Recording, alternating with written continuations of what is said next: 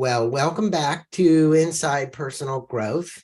This is Greg Voisin, the host, and Jennifer Garvey Berger is on the other end of the line, all the way in France.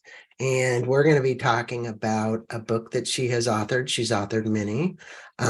Unleash Your Complexity, Genius,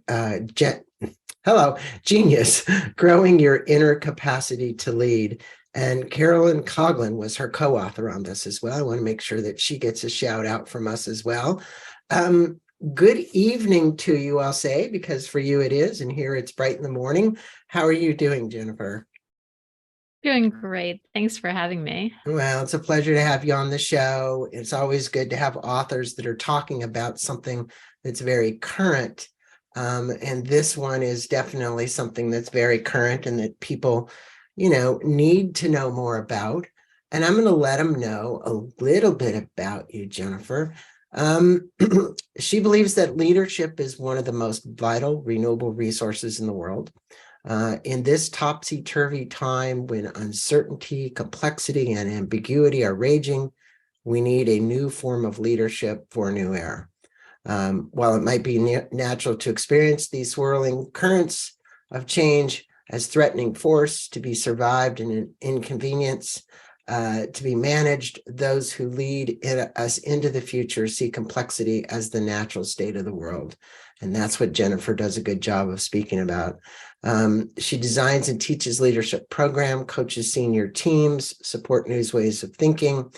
As I said, we're going to be speaking about this book, and we also have another book that I'm going to mention as well. Jennifer supports executives one-on-one in leadership coaching. Over the decades, she's developed growth edge coaching approach, supports clients to find their current growing edge and make choices about how they want to develop. Well, you have a wonderful background, and for those of you who want to learn more, just go to cultivatingleadership.com. That's cultivatingleadership.com. We'll put a link to that in the blog as well. So Jennifer, let's just kind of start this off, at the website. So for my listeners, please go to the website because there's a huge team of people that are consulting and coaching leaders. And you state that you help organizations thrive in complexity, and your kind of bag has been to study complexity, and how it works. This obviously comes down to the individual within the culture of the organization, knowing what to do to make things better during complex times for themselves and for the culture of the organization. You state in the introduction of the book that complexity tends to trigger us and makes us anxious and afraid. And that's for me right now, kind of the key in the world is this anxiousness, the prevalence of fear that normally doesn't lead us anyplace good. Let's face it. Given the complex times we live in now, how do you help individuals better cope and respond to challenging times like we're living in, especially leaders inside of companies? Yeah, I mean, this point you're making that fear doesn't tend to lead us to very helpful places is super important, right? Yeah. And very often people don't even notice that they're afraid, right? They notice that they have to do things. They notice that they're kind of maybe stressed, that they're talking faster or moving faster than they usually do or whatever. But this kind of low level fear that comes from our nervous system, they don't so much pay attention to as fear or even discomfort. They just feel it as busyness. And so the first thing we help leaders do is notice, because you can't really change anything until you begin to notice where you are. And so the first way we help leaders is to get a handle on what's going on for me right now, what's going on for us right now, what is the challenge that we're facing, what is our habit about handling a challenge like that, and what new tools might we have that might be more useful given where we are. Yeah, and the tools, we're going to get into them, the gems that you have created in this book, but it's um, the makeup of our bodies, the way the brain works, the amygdala, the way that we're connected and wired for centuries and centuries. I've talked to social biologists about this. It's almost like we wait to the last minute before we actually do something about something, right? It has to get to this point of almost catastrophic. And sometimes it's as individuals and companies, right? Companies realize that, okay, we're losing money every month in and month out, month in and month out, but we haven't cut the team. So just like what, the Facebook guy did, pardon me, I can't remember his name right now, but, he lays off 11,000 people all of a sudden, like, boom, here's 11,000 people go. We see moves like that happening, inside corporations, and you're wondering, well, you knew this was revving up to this, it's like, so all of a sudden you're going to make a move like that. And those decisions, so that's really about making better decisions. We don't have a tendency to have that DNA kind of wired into us, or do we? No, we are. In the last couple of books I've written, I've been exploring the ways our neurobiology handles complexity. Mm-hmm. And the thing that I've found in studies from, just across neurology, neuroscience, psychology, behavioral economics, and all these different fields, what you see is that the human system has evolved to basically ignore or fight against or be completely stressed out by complexity. Right. And you can see that for most of our history, that was probably a good idea. Does that tendency help us make complex business decisions? It does not. It is not. Right. It is not a gift to us. It is incredible if what we need to do is run or fight our way out of a challenge. But when we are deciding whether to lay off people, when we are deciding what new strategy to take on, when we are trying to come to terms with something we've done that has been problematic in some powerful way, when we're wrestling with social issues, all these things actually activate our anxious nervous system, our sympathetic nervous system, our activation system. And that doesn't do a great job at making the kinds of complex decisions you're talking about. Yeah, your research, the research you've read and studied, I'd say every time it follows that course. In other words, that's the outcome, is that it's not that great. And I was just recently on with Dan Bittner, the guy that wrote the Blue Zones, and he has a new book out, the American Blue Zones Cookbook. And we got to talking about applications to change behavior.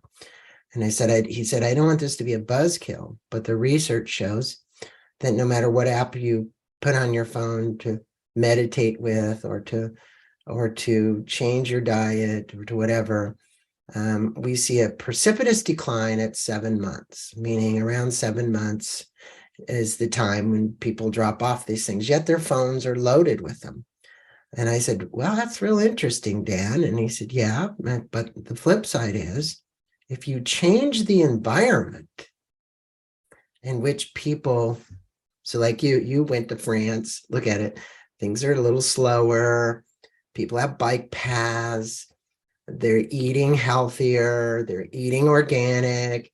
He said, so we lower the BMI in a city by 3% by coming in and changing the environment, not by filling their phones with apps of that you've got to do this, or you're going to get 10,000 steps, or you're going to do whatever you're going to do.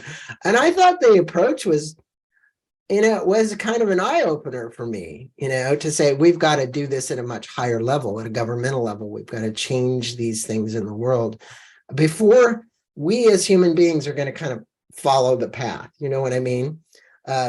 Any comment on that? Because that's, inside of a corporation, it's almost the same thing. It's its own biosphere, right? It's its own culture. And I guess if you're not changing the environment, maybe a lot of times what you're doing is you're wasting a lot of time. Yeah, I think this question about at what level does change happen? People have these different theories, like people have a theory that change is all individual, or change is about willpower, or change is about intelligence, or change is about motivation, or change is about, like there are all these theories. If we can just provide willpower, intelligence, motivation, apps, whatever it might be, Right. people will change. But as you say, change is a complex and interactive process that has something to do with culture, that has something to do with environment, that has something to do with identity, that has something to do with psychology, that has something to do with biology. And I just don't think we're ever going to find the one Right. size fits all way to make change happen. Well, in his case, it was demographers that studied regions to find out where people lived over 100 years old, right? Everybody knows that. But the point of it is that they found commonalities, obviously, in this community, strong sense of community, a different diet, 90% plant-based, mostly organic, So if you follow the list down, you sit there and you're going, wow, that's really supporting me, because that's all I can get, right? So that's what I'm going to eat. I'm going to walk. I'm going to do these things. You've authored so many books, such as Unlocking Leadership Mind Traps, Changing on the Job, Simple Habits for Complex Times. And most of the books are about thriving in complexity, or making life simpler. Now, you've chosen to have a simpler life by moving where you've moved. You're living in the southern part of France, a much simpler lifestyle. Not everybody has, well, I wouldn't say they don't have the choice. They haven't made that choice. What is it about the way complex systems work that is so counterintuitive for us to comprehend? Because your study, your body of work as an individual, and I don't know how you got here, but you're really interested in how we can figure out how to work with complexity, and how it can be our friend versus being our foe. Yeah, that's exactly right. This is exactly right. So when you talk about context, I have moved to the southwest of France, but I bought a house with 10 friends and we live in community here. Mm-hmm. So I'm not sure that I simplified that much, to be honest. when you have to make a decision by committee for everything, it's not necessarily a simpler life, but it is a very interesting and a life filled with growth and laughter. Yeah. And I think that I think the thing is, our body automatically tells us that complexity is kind of wrong or bad or scary. Mm-hmm. Then our organizations reinforce this by saying your job as a manager is to control things and to predict the future and to deliver on the future that you predicted. Right. And it reinforces that trend that complexity is our enemy in some way. But actually, complexity is just it's a life force. It is a piece of what it is to be alive and mortal and interdependent with the land and the other humans and the atmosphere. This just is. And I think we can think about it as, a force that's threatening and dangerous, and we need to kind of segment it as much as we can, get it out of here as much as we can. But I think this is always a losing battle, particularly as the complexity of the world just advances and advances and advances. I think if we looked at complexity as a force that we could understand, harness, play with, surrender to, make use of, I think we would have a really different relationship to what it means to be human and alive right now. And I think it would be a more helpful relationship. And I think we would potentially be able to solve bigger problems. Agreed. And I'm not saying that everybody is running from complexity, but what I would say is they need, and we're going to talk about it, better ways to be in relationship with it. I think, this is my humble opinion, you're kind of going through life and you don't feel like you want to have more complexity. Just like you said, you moved in with all these people and it hasn't been really more simple, but you've had this wonderful experience of community, right? So there's some trade-offs there. Maybe it did get a little more complex, but the whole support structure, and that's something that I think your research probably ferrets out, that if I do get in a complex situation and I have a lot of community of support, people around me, the other managers, the upper line people to help me through it, it's so much easier. And you speak in the book about the difference between complicated versus complex challenges. And I thought this was really interesting part. Can you speak with the listeners about the differences and why complex challenges are much more difficult to solve or predict? Yeah. So this distinction comes from a variety of places. The teacher I study most this distinction is Dave Snowden, who's a complexity theorist. And this is the distinction between two kinds of systems that are predictable, that run the same way every time, and systems that are not predictable. In complicated challenges, you have something that's tricky, it's hard. And yet, with the right expertise, the right experience, the right education, you can figure it out. A complicated challenge is, something as daily as having a car that works to get you to where you need to be, something as innovative as creating a rocket to the moon or SpaceX or whatever it might be. But all of these are kind of engineering problems. You can break the problem apart into segments. You can hand the segments to different experts, and then you can kind of reassemble something that ought to work well in this case and across contexts. Complexity is not like that. Complexity is a kind of entangled mess where things actually change what's going on right now in such a way that you can't imagine what's going to happen next.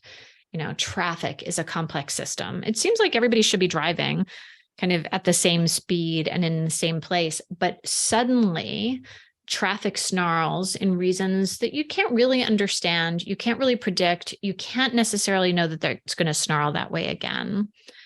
We are finding that who gets COVID is a complex challenge. How COVID operates in our bodies is a complex challenge. There are patterns. Some people get very sick. Many people don't get sick. If you're immunized, it has one feature or another. But it's not predictable. You can't know if you're one of the ones that's going to be in this category or that one. And that's because there are so many features at play. Where did you get it? How were you exposed? What time of day was it? How run down was your body? How strong is your immune system? When were you last exposed? All these questions. And these questions kind of interact with each other to mean that while you can study patterns across a population, you can never predict any one particular thing. And as you say, solving a complicated challenge, we know how to do that. Humans have gotten incredibly great at doing this, getting the right kind of studies, the right kind of understanding, the right humans or computers to parse apart the information and then put it back together into some excellent solution. Complexity will always be unpredictable, but it's definitionally unpredictable. And we will always need another path to addressing complex challenges than we have to addressing complicated ones. Yeah, just the whole complexity theory. And, you talked about Snowden, mentioned the book. You actually mentioned his book in your book. I have friends that actually do this. This is their fun, is study complexity. A gentleman who wrote a book called Open Boundaries, where when we're in these systems, like working at a big corporation, which has all these moving parts and pieces, and no matter where you are in that big matrix, right? It does get daunting. And so you state that uncertainty wreaks havoc on our systems, financial, political, social.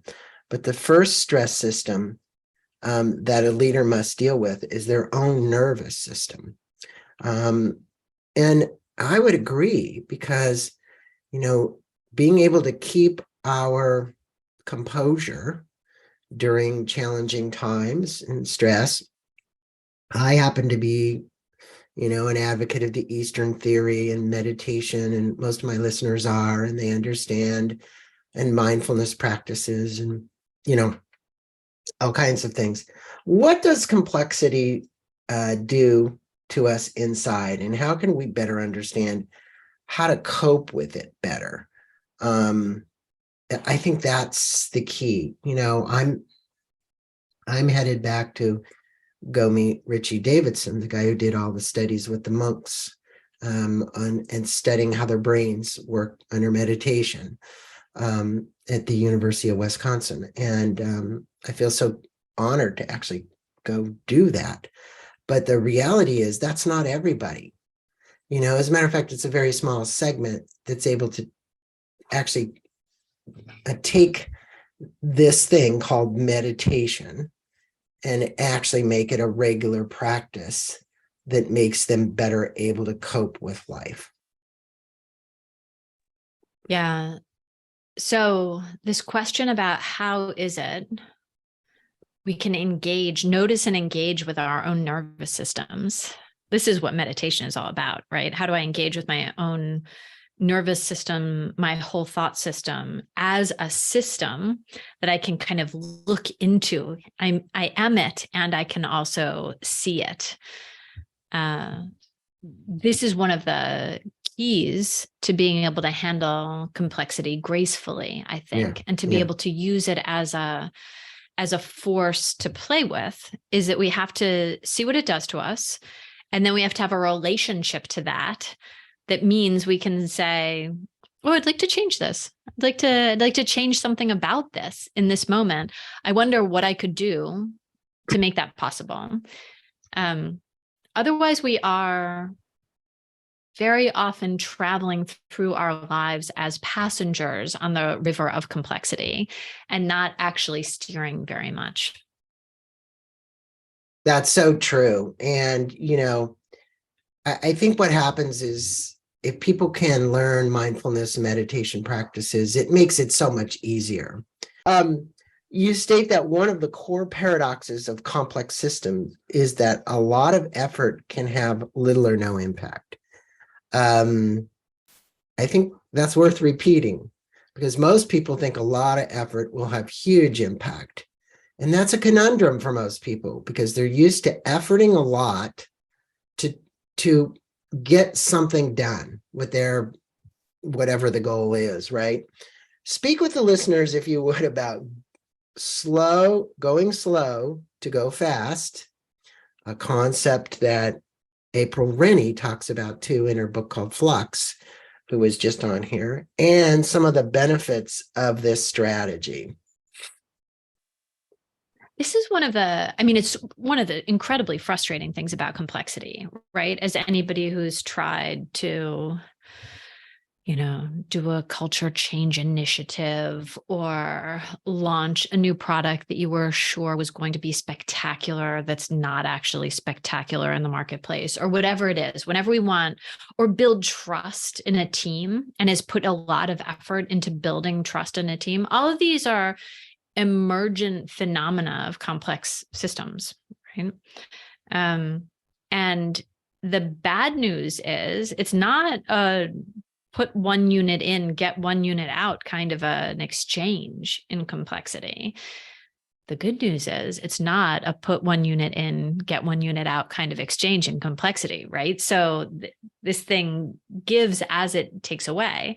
So the question is, I think, certainly for me, is what are the many small experiments we can try that might have this incredibly outsized impact while, not costing that much, instead of doing, as you say, efforting to try and force a system to do a particular thing, which in a complex system often has a kind of perverse fighting back effect.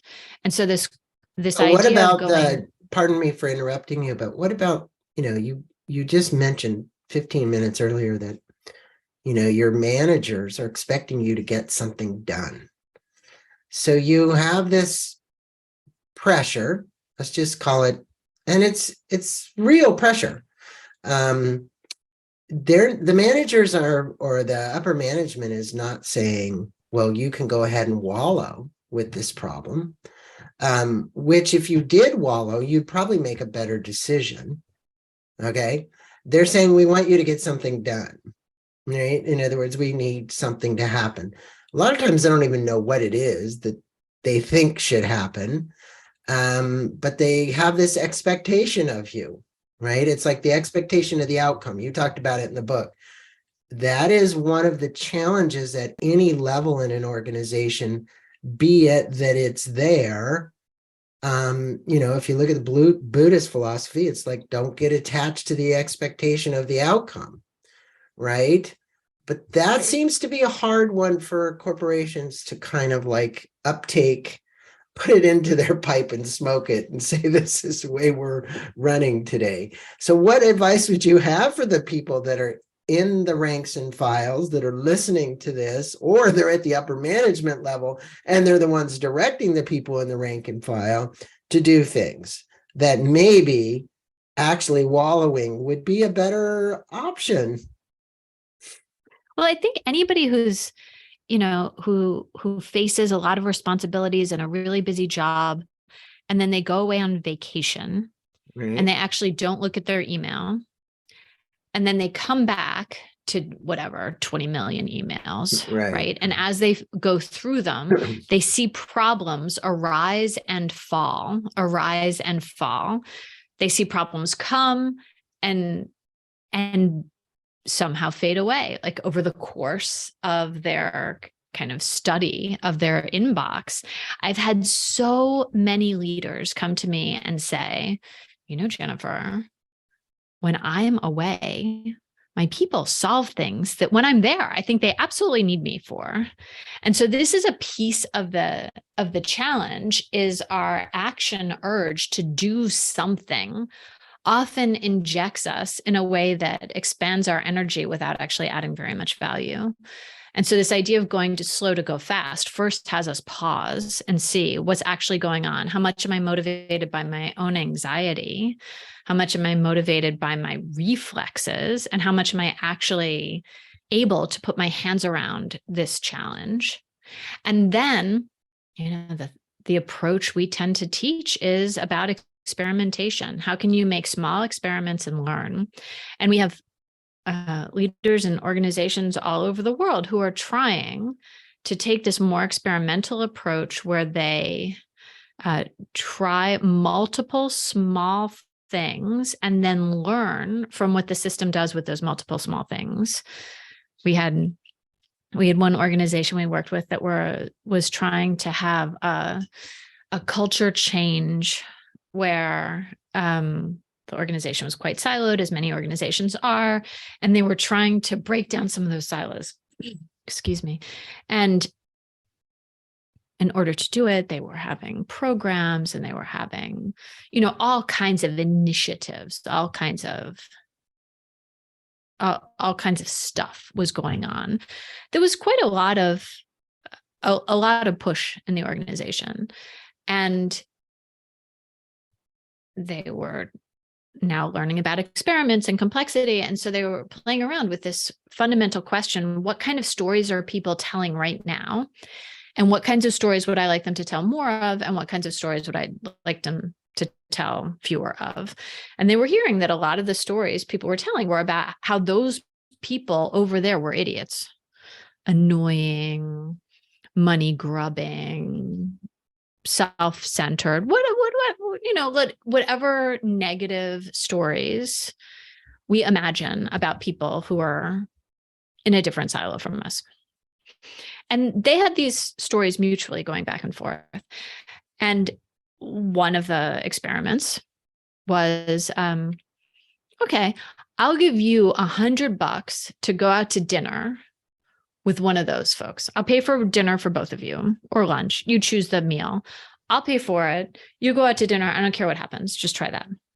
And they invested like whatever, 4 months and $3,000 in this experiment. And most people didn't take them up on it. Most people are like, I don't want to have dinner with him, even if you're going to give me a nice meal. But some people did. And those some people started to like each other better, started to collaborate more, started to talk about work more, started to tell each other, oh no, I think you've got that wrong about those folks. I've been out to dinner with a bunch of those folks. I spend time with them. I solve problems with them. And suddenly the culture started to shift in this like $3,000 experiment of take somebody you don't like out to dinner. And did it have to work that way? No, they were trying other things too at the same time. And those other things probably had some kind of an impact too. The question is, can you find these small, relatively low investment attempts and then learn from them and see how the system changes? Yeah, it's almost like I don't want to say you bring a light where there's darkness in there, right? Because of the way somebody may think about someone, but then the light starts to shine brighter and brighter and brighter. The darkness does serve the light. So what is interesting, and I remember this comment, and it kind of goes along with it. The people of diversity that you're asking them to interact with, that the other people are saying, well, I don't like them or whatever because they're different. I remember Stephen Kotler, he's been on the show about 6 times talking about hacking flow and the creativity inside of organizations and creativity and innovation in general. And he said, well, if you want to be innovative, his comment to me was, why don't you read something different? And I was like, well, he says, well, I read Architectural Digest. People wouldn't think that I would read Architectural Digest. He said, but the reality is the fact that you've stimulated your brain by pushing it to read something that you're normally commonly understand. It's almost like going to dinner with someone different, right? You're saying, well, this person's a musician. I don't like musicians. I'm like, whatever, but I'm going to go anyway, because I'm going to go with an open mind and learn. It's the same thing with reading Architectural Digest. He said, what happens is it breaks the code and your creativity emerges, your innovation emerges, you become more engaged. And I thought it's a great way for people to do that. So just like you said, go spend $100 and, go to dinner with somebody that you don't maybe care about, that's in some other silo inside the company, or read something different, or force yourself to do something different, because it is going to help you solve problems differently as well. And, you introduced something called, these are the GEMs, Genius Engagement Moves, which allows us to become aware of what is happening in our nervous system and begin to make intentional shifts. Can you speak with the listeners about the GEMs? There's a lot of them in the book. So I will say we'll apply some of them, maybe the most important ones here that you would like to talk about. You have many, so we'll just pick that. The most successfully used with an impact on our nervous system and dealing with complexity. So one of them, I would think humbly, is just before you take an action, take a breath.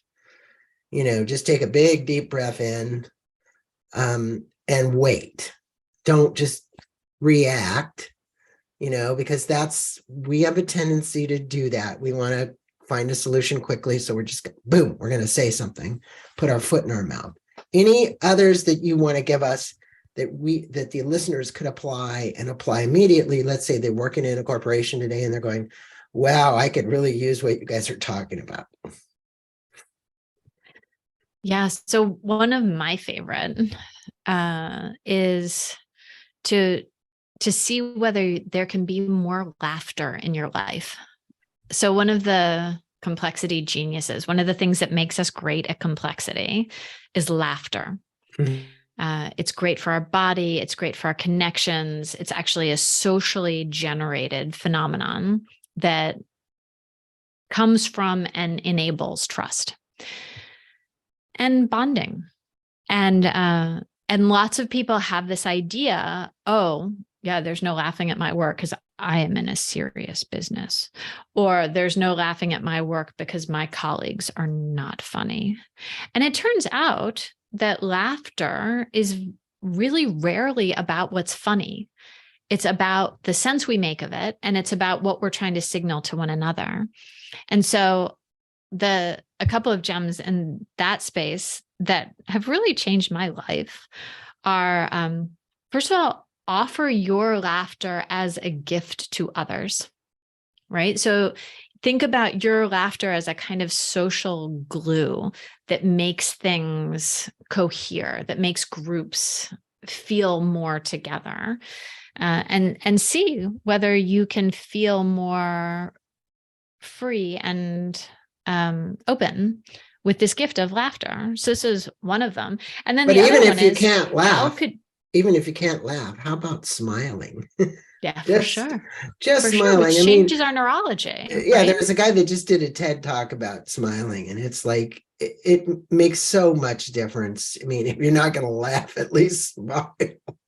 I mean, this is it. You are actually changing not only what happens in your blood when you smile or when you laugh, but also what's happening in the bodies of the people you're with. I mean, that's extraordinary to be able to have that effect on people. Right. That's amazing. And the other one, and the other gem in this laughter space, is how can you find ways to take what was heavy and hard and laugh at it? We call it an irony practice. And I have several coaching clients who use this irony practice, and we spend the first few minutes of our session together just going over things that in the moment felt awful, heavy, serious, difficult. The board meeting, this terrible presentation where I screwed up the slides, all these difficult, hard, grueling things. And then we laugh at it. Mm-hmm. We say, oh, can you believe that this happened to me? And we find that actually laughter emerges from those times.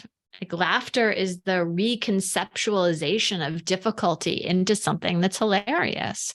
And often the hardest things become hilarious. Not all the hardest things, but many of the hardest things become hilarious if we just treat them that way. And then as we face other hardship, it's easier for us to face into it without this kind of heavy, serious, somber thing. Complexity responds very well to play, to lightness, to exploration, to co-creation. Laughter's like that. Those are great bits of advice, because I think, people, they talk many times in a corporation about being more playful. You'll be more creative, yet for some reason, the words oftentimes bounce off the wall, because the culture has been so ingrained that when somebody new comes in and says, you can do this now, people are hesitant to do that, because before they were reprimanded for it. Right. And it's now you have to break through. Oh man, they're allowing me to have more autonomy. They're allowing me to be more playful. They're allowing me to do, I remember reading Yvon Chouinard's book, the guy who does Patagonia. It was always for him about having a culture where people had this autonomy. He would tell the guys who were working in Santa Barbara, we'll go surfing in the middle of the day, do whatever you're going to do, and then come back and go back to work. It's not like I have you chained to this desk for 8 hours. I don't want you chained to this desk for 8 hours. But many of these organizations, they've been ensconced with this kind of thing. It's like, you're going to be here 8 to 5, you're going to grind it out, and that's the way it is. And it's hard for them to make the move. But some of the things in your book, and I'm going to point that out, these gems will certainly make dealing with it a lot easier. So please get the book.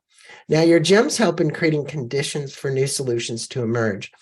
You mentioned that one of the beautiful things about complexity is that we cannot make things happen. We just talked about that a minute ago.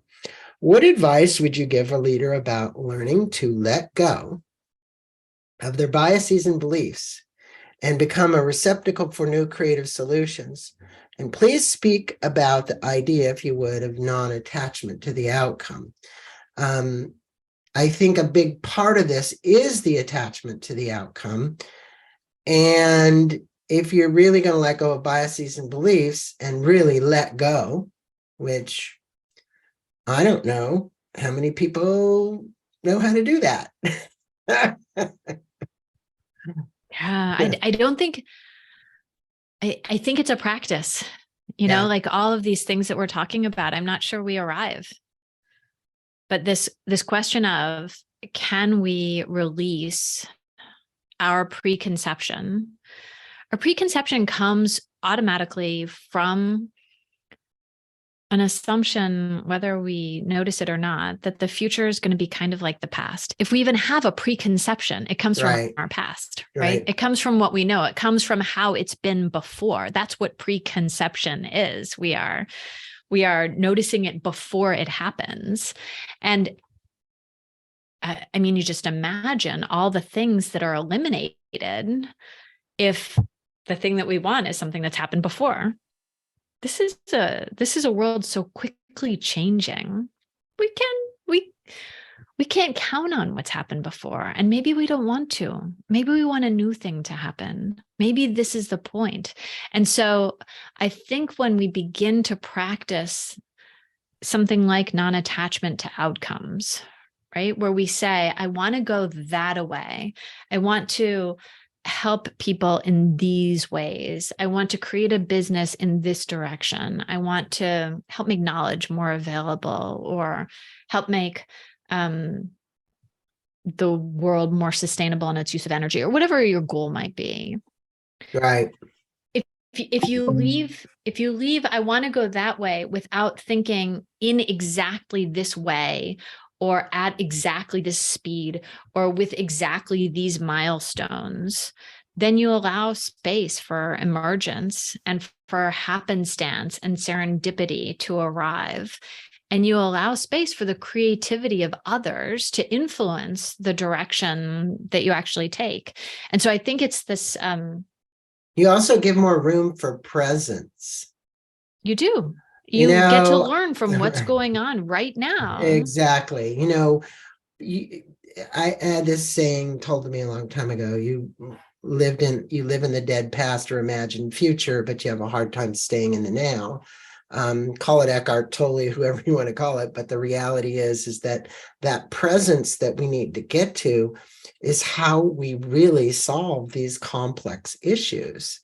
We don't solve them by going, well, yesterday was a real day, I'm going to drag it all in, and tomorrow's got this, and I'm worried about what's going to go in there. You really solve these by staying in the now. That may sound trite to a lot of people, but please, from my humble opinion and experience in the 980 authors I've interviewed, it does have a huge impact on if you can stay there.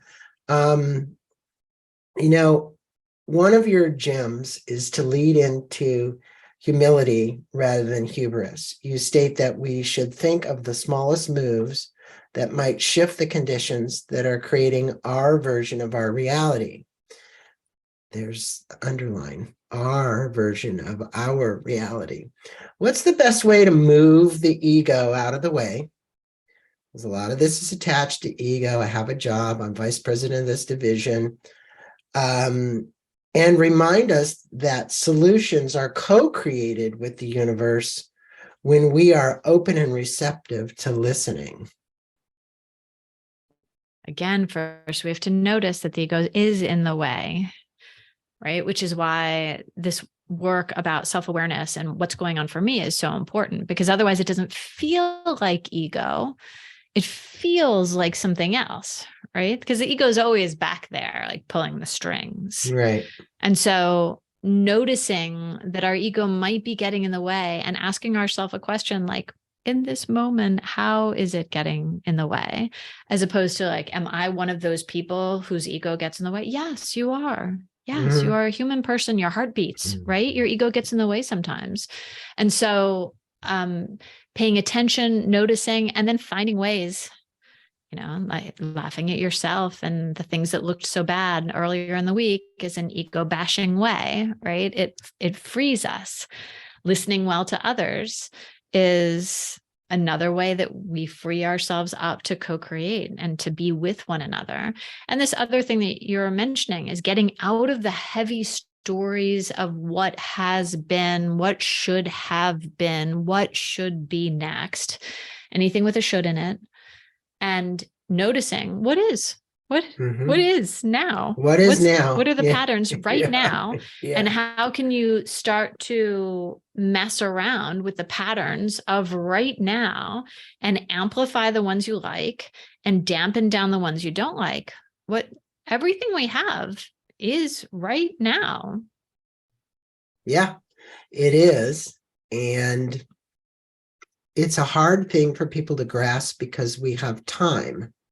So when you wear a watch and you look at it, it's on your clock, you're reminded everywhere you go of time. It has a difficult time staying present. And I will say that the biggest thing that I've seen in modern world has just been the distraction of the cell phone. There isn't any one device, in my humble opinion, that's distracted people more than the cell phone. We've had people fall off cliffs taking pictures of themselves, and I'm not certain that would have happened if you had a Brownie camera or not, right? So you recounted, Jennifer, reading Robert Keegan's book, the life-changing book, you called it in your book, In Over Our Heads. Your epiphany was that our emotions were constructed by us and that we can control and construct emotions. I couldn't agree more, but on the other hand, I think there might be people listening and going, yeah, okay, I get it, but I don't know how. Speak with our listeners about the importance of this book for you and how knowing we have control of our emotions can be one of the biggest game changers in our lives. Yeah, I think I've come to believe that we have control over the stories we tell ourselves about our emotions. So this question of I feel angry. I feel angry at you. I feel angry at you for these reasons, right? This is almost entirely story, a little bit of sensation. I have a feeling, it happens in my body. There is, a different cocktail of chemicals coursing through my veins, a different cocktail of neurohormones coursing through my veins, relatively briefly, right? Like that, that actual physical sensation is quite short. Right. Everything that makes an emotion last is the amplification of our stories. And understanding that our emotions are really about the stories I'm telling myself. I've been writing this week a blog about the phrase, the story I make up about this is. Because actually, I'm not sure there's a more helpful phrase to put at the beginning of a sentence than that when you're dealing with an emotion. Like, I'm super hurt that my friends Right. did this thing without me, right? I get it. And then when you talk to them about it, the story I make up about this is you didn't care about my feelings, or the story I make up about this is that you didn't consider me, or the story I make up, whatever the story is, You made it loses up. about 98% of its value to rile me up if I can put the phrase the story I make up about it is.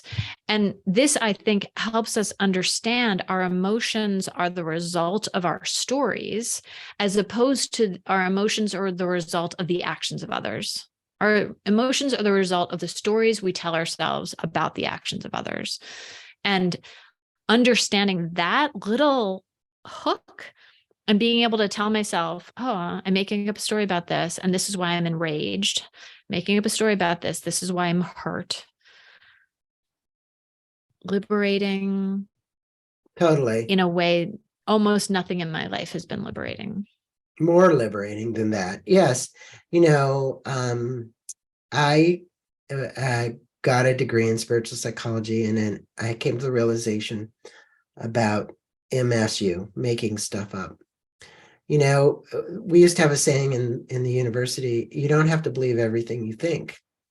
And the reality is that there was a bumper sticker actually made. I think I still have it here. Because we make these stories up, and then we believe the stories we made up. And then they become a belief about it. So then it's a belief against that other person or whatever.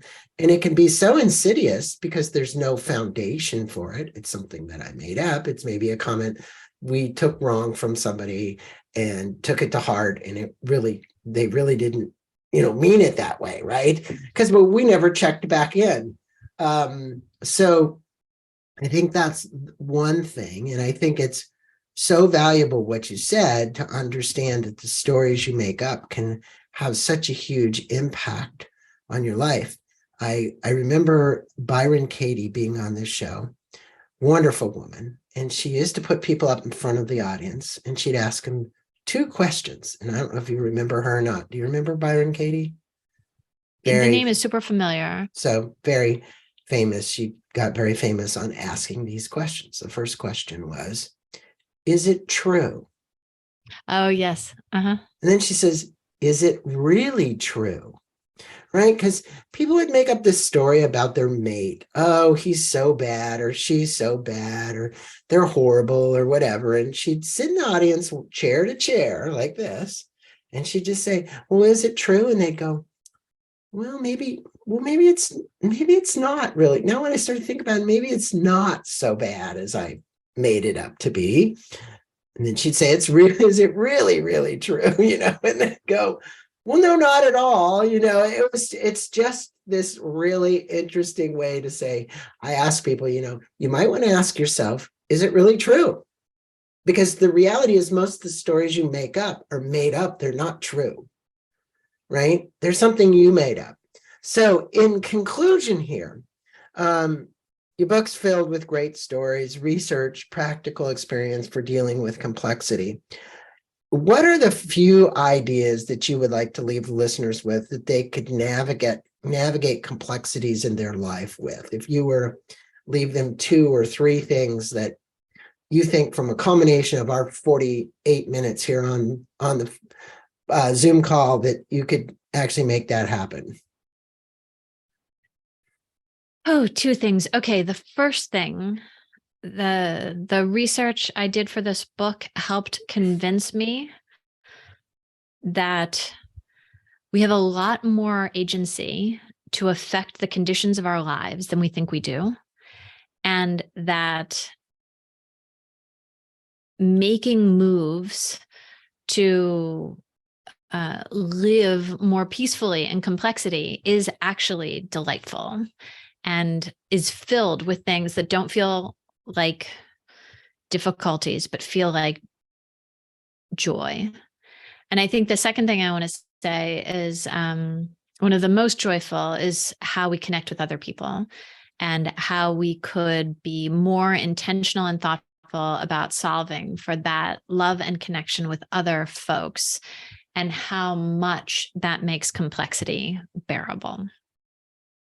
I'd say that second one is really important, because we're at a point in our history where if you look at the divisiveness that's occurred worldwide because of the stories we made up about somebody else, that this is self-imposed divisiveness. It doesn't need to be that way. I'm not saying we need a Haight-Ashbury, a love fest, and let's all go smoke pot and, have a great time. What I'm saying is if just little by little if anybody out there listening would make one small step toward making a connection with another person, I think it would make a huge difference in the world to try and bridge whatever it is you're attempting to bridge. Just like you said, go take them to lunch, go do whatever. I know my nonprofit, Compassionate Communications Foundation, I go out and give $100 gift cards to people on the streets that are homeless. And I make my attempt to bridge that. I have to do that with every individual that I hand a card to. I don't know who they are. Many of them have mental illness. I've got to overcome, but I've also got to learn how to work with that subset of the population to help find more love and compassion for them, no matter who they are. And I think that's true inside of a business. If you would think about that individual out there and that they have emotions and feelings and concerns and upsets, and all they want to do is be heard. You said listened to, but I say heard. Same thing. And with that, I want to let all our listeners go to Jennifer's website, and we'll put a link to that. And that website is cultivatingleadership.com. We're also going to have her back on the show next month for this book, Simple Habits for Complex Times. So, Jennifer, thank you so much. Have a wonderful holiday season. Enjoy France and the countryside and drinking wine and being with all of your great friends there in the community that you built. Sounds like a wonderful life. Namaste to you and to everything that you're doing to help the world heal and heal these companies and the people inside of them and bring more light. Thank you so much. Thank you for this great conversation. I hope you have a wonderful day. All right, thanks.